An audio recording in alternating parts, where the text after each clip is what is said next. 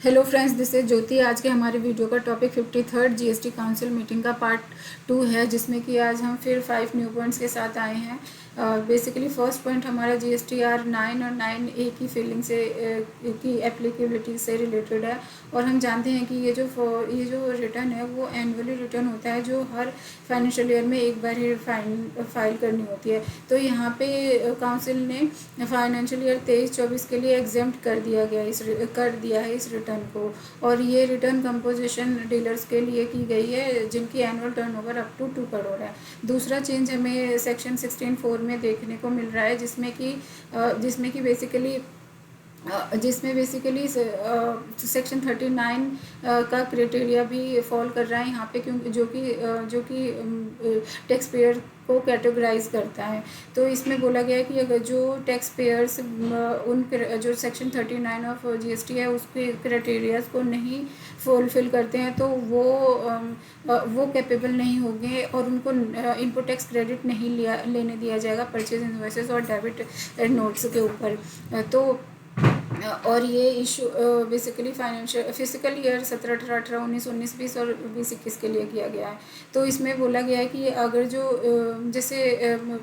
जो tax payers थे उनकी रजिस्ट्रेशन कैंसिल किया गया, तो जो रिटर्न की टैक्स पेयर्स की रजिस्ट्रेशन कैंसिल करने की डेट जब तारीख दी गई थी, उसके बाद जो एक्चुअल में जब उनका रजिस्ट्रेशन कैंसिल हुआ, तो उसके बीच की जो पीरियड था उसकी रिटर्न को फाइल करने के लिए यहाँ पे टाइम दे दिया गया है 30 दिन।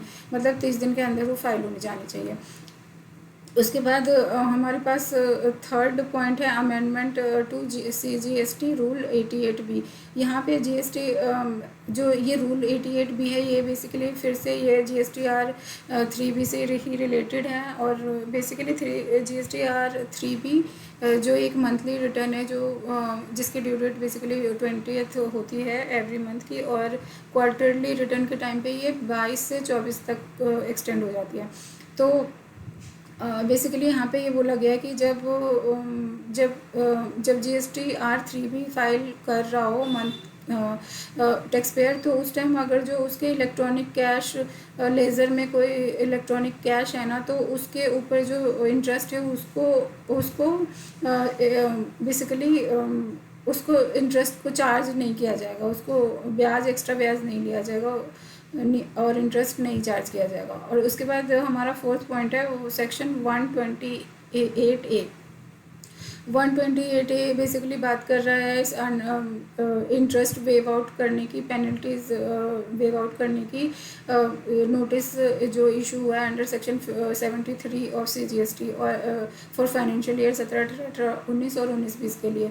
और ये जो सेक्शन है 73 ऑफ CGST, ये बेसिकली फ्रॉड से रिलेटेड इश्यूज को देखता है, लाइक फ्रॉड और मिस स्टेटमेंट। तो यहाँ पे ये बोला गया है कि ऐसे केसेस जो कि जिनमें इन्वॉल्व नहीं है फ्रॉड और मिस स्टेटमेंट, तो उन टैक्स पेयर के लिए इन जो पेनल्टीज़ है वो और इंटरेस्ट है वो वेव आउट कर दी जाएगी। और ये जो इशू है बेसिकली 17-18 से, यानी कि जो स्टार्टिंग की जो इनिशियल ईयर्स थे ना, GST जब लागू हुआ था, उस टाइम पे टैक्स पेयर के साथ बहुत से फ्रॉड्स हुए थे। तो उन सब की जो बर्डन पड़ा था उसको ही कम करने के लिए ये स्टेप लिया गया है।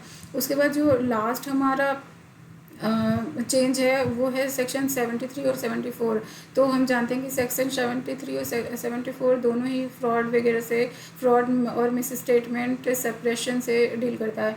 तो यहाँ पे यही बोला गया है कि यहाँ पे जो टैक्स पेयर है ना, उनको ना बेसिकली डे एक्सटेंड कर दी गई है, 30 से 60 दिन दे दिया गया है टैक्स पेयर को अपना बेनिफिट क्लेम करने के लिए। और जो पेनल्टी उन पर लगी हुई है इन सब फ्रॉड और नॉन फ्रॉड के केसेस में, उसकी पेनल्टी को रिड्यूस करने के लिए।